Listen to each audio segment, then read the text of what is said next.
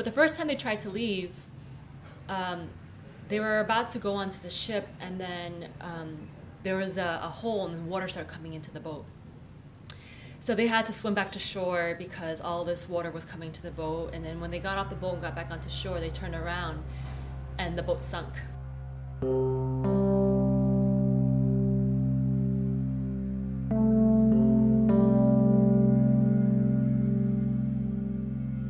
But most of my family made it to the same refugee camp. But when they got sponsored, because my parents weren't technically married and my dad was still married to his first wife, my dad was sponsored by a church to go to Hawaii, and so my half-siblings and my dad went to Hawaii. My mom was sponsored to Maine, and then, which is funny because I was like, I don't understand how refugees end up in the coldest places of the US. I think that sometimes that's intentional. My parents had a successful nail salon here for a long time, from the 80s and through 1999. I basically grew up in the nail salon. We shut down when we started losing business in the 90s in downtown Brooklyn, and we moved to LA. So my young adult life was in LA. I also worked in a nail salon. Almost up until I was 21, I worked in a nail salon.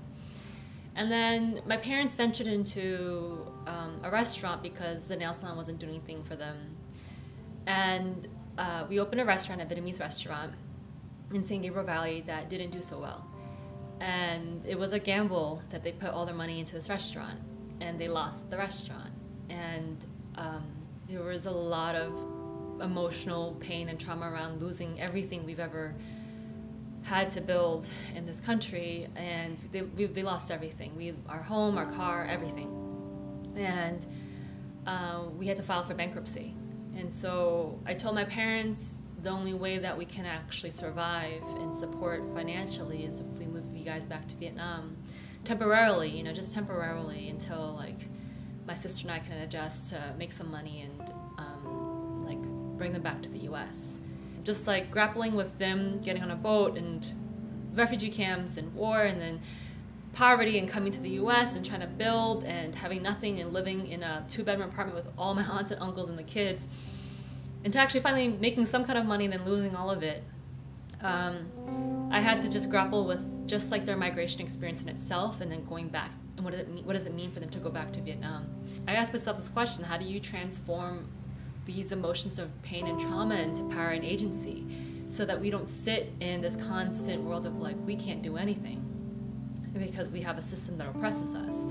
No, we actually can do a lot, and our survival in itself should mean something. And how do we continue to build off that and organize the people in our communities? There's a reason why I run an organization now that's about building the power of tenants, working class Asian immigrants. And I make those connections. And you know, for a while I did sit in a space of like, oh, this is so sad and traumatic for me. But I've moved past it. You know, I've healed and moved past it. Now I'm ready to move on and fight and build.